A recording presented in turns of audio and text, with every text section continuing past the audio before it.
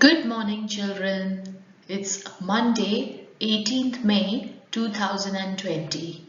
Now, today we are going to go in week 4 of Street Child.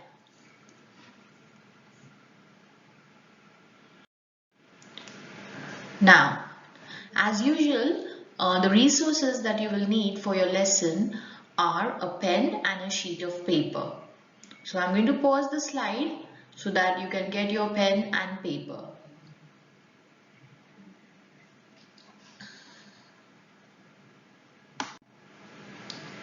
Now, our learning intention today is to create a storyboard. Success criteria: I can understand modal verbs. I can create a storyboard. So, once again, I'm going to pause the slide so that you can write your learning intention.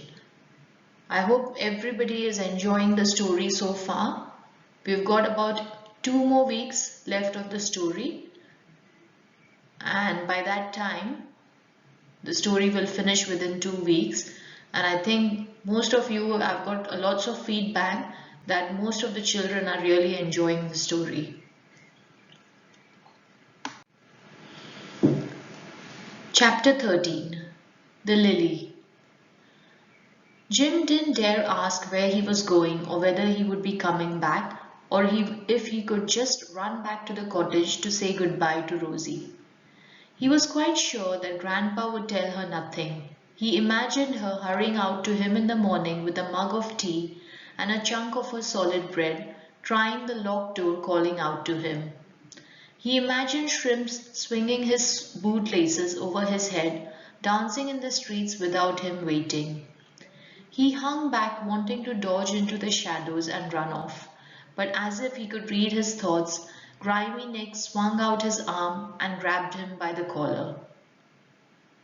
Now read the remaining text silently in your minds.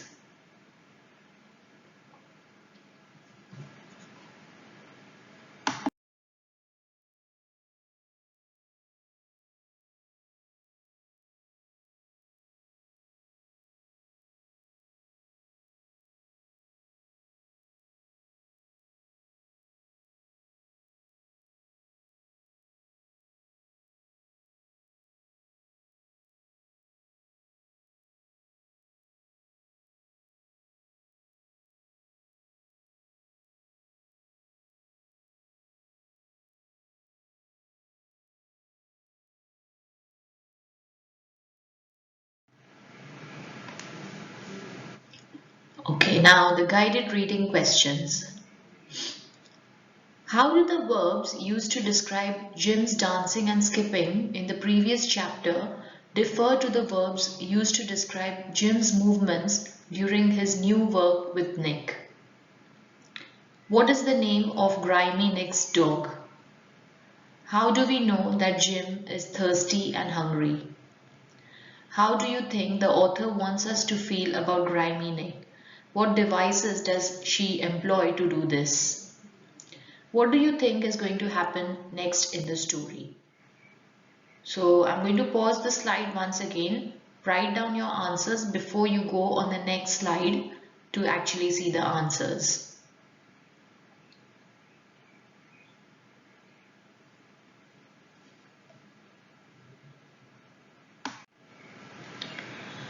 Okay, so in this chapter, we come to know that Jim is not enjoying his work because the author has used verbs such as lumbered, hobbled, bending, lifting. So it's a lot of manual work for a young child. So we come to know that Jim is not actually enjoying his work. When he was with Rosie, he actually enjoyed his work because he was skipping, dancing, whereas here the author has used these kind of verbs which show that Jim is not enjoying his job with Grimy Nick. Now the name of Grimy Nick's dog was Snipe. Next answer. His stomach was beginning to growl with hunger and he gurgled it down his throat, which was dry and parched with coal dust. So this shows that Jim was very hungry after work. Now we know that Grimy Neck is a cruel and nasty person because he grabs Jim's neck by his collar. He pushed Jim's arm to Snipe to let him bite him. He shouted at Jim and kicked Jim if he would fall asleep, and he treated the dog better than Jim. So this shows that Grimy Neck was a very cruel and nasty person. Now, today for our SPAC activity, we are going to learn about modal verbs. Have a look at the list opposite and see if you can think of a sentence that uses each possibility. I can. Example, I can do a handstand. I could. I may. I might. I will. I would. I must. I should. I ought to. So you've got a number of sentence starters. Try filling in each sentence. Think of a sentence that uses each possibility. So what sentence can you say for I could? What sentence can you use for I may? What sentence could you use for I might? So one of the example I can give you is I might be in school on Monday, or I must do my homework so that my teacher can mark it. Okay, so write down the answers for all these sentence starters.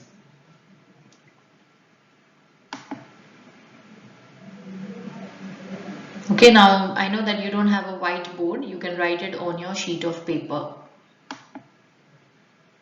And then share your answers with either your siblings or your parents. And in fact, you can email to me all your answers.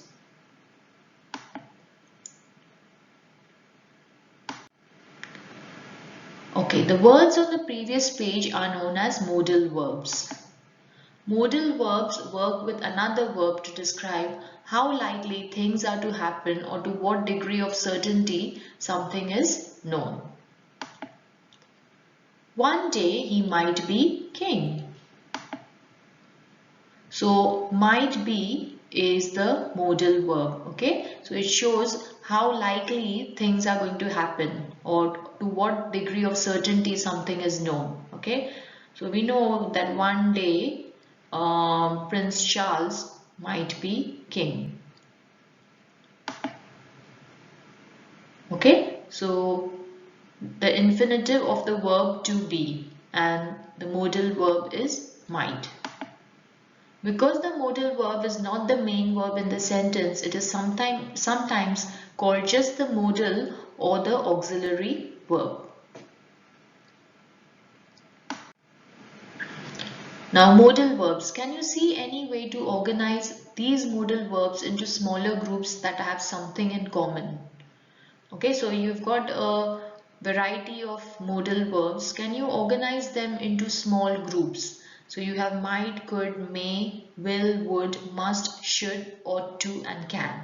Okay, see if you can organize them into smaller groups.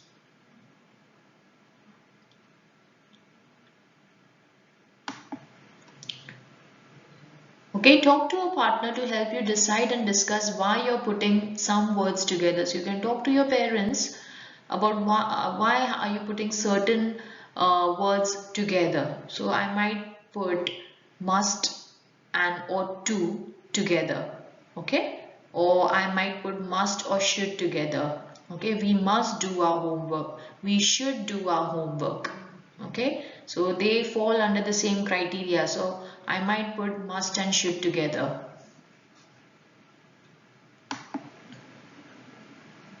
Now explain to your parents why have you put them together.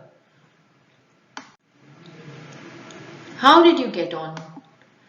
This is one possible way to organize these modal verbs. Okay, these words indicate that something might or might not happen. Could, may, and might. Okay, so here something could happen. Schools could start in June. Schools may start in June. Schools might start in June.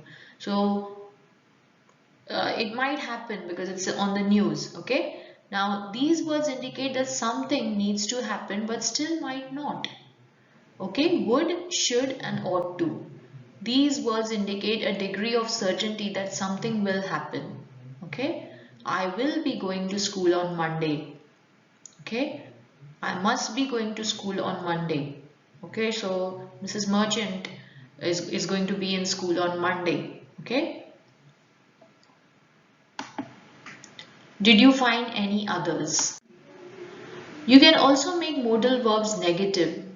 You must try the spaghetti. You must not or you mustn't try the spaghetti. Can you think of the negative forms of these modal verbs? So the negative form of must is mustn't or must not. I can do a handstand.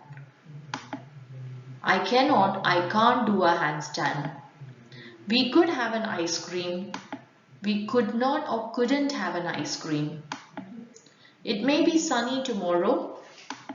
It may not be sunny tomorrow. This might take a long time. This might not or mightn't take a long time. Okay, I will take more care next time.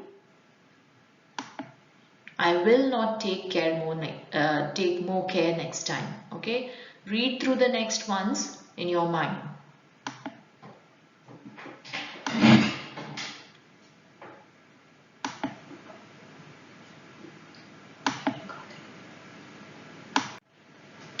Okay, now complete the sentences with correct modal verbs. Choose one of these modal verbs to complete each of these sentences. You can use each one more than once if you need to. Okay. Pasha something try her hardest at school. He is so tired he something keep his eyes open. So I've read the first two for you. Fill in the blanks with the modal verbs which are there on top of the sentences. You can use more than once. Pause the slide and write down your answers.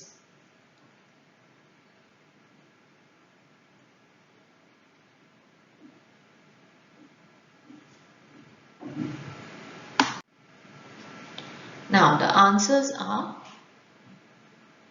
you can have a look at the answers to check if what you've written is right. So for example, Pasha should try her hardest at school. He's so tired he can't keep his eyes open.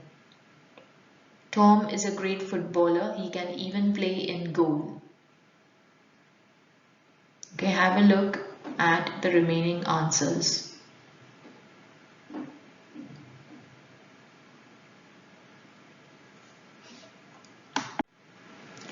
Okay, now your task is you are now going to create your own storyboard about the story so far. So here is an example of a storyboard. Okay, so I've got the beginning of the story where Jim's mother is sick and Mr. Spink is the landlord. He comes to take money from the family because they haven't paid rent. Then the next part of the story, and then I've written a little bit of a caption underneath the picture. Okay, so Mr. Spink Aka, the stick man, tell Jim Jarvis and his family to leave the house because they don't have enough money to pay the rent. That's the first part of the story. Then arriving at the workhouse, this is our last hope, Jim. Jim and his mother arrive at the workhouse. His mother is sick. His sisters have been left to do cooking with Rosie at a big house. Life in the workhouse. Jim experiences life in the workhouse. He has to sit at a dusty desk all day. It is a hard life because they get hardly anything to eat. He meets a boy called Tip. The Great Escape. Jim runs away from the workhouse. When the carpet beaters come, Tip and Jim offer to help carry the carpet out to the car, and when no one is looking, Jim runs off. Life on the streets. Jim has to survive on the streets by himself. He is scared in case people come and chase him. He meets lots of different people. A boy called Shrimps. Shrimps is another boy on the streets. He helps Jim. So I have created a storyboard of the story so far? What have I learned in the story so far? You are going to make a similar storyboard. Don't copy the same thing that I've done, but whatever little, like if you can do it slightly different to what I've done, then I'll come to know how much you've learned about the story so far. Okay, so you can start with anything, like for example, from the time Jim's mother is sick until the time where Grimy Nick takes Jim away, okay, to do work for him. So you can have your own storyboard. Draw pictures and then write captions underneath. Now in the next slide you'll see what kind of boxes can you draw. Okay, so on your sheet of paper you can have 6 boxes. Okay, so you can have the beginning of the story, then you have a little bit of the build up. We haven't come to the end of the story, so I'm not worried about the ending. But so far, how much have you learned about the story? How has the story been so far? So draw your 6 boxes and then write down your caption underneath. Okay, try making it as beautiful as possible. If you have colors, then you can color your pictures as well and make it nice and attractive, and then email to me on the year 5 email address. Okay, see you tomorrow. Bye bye.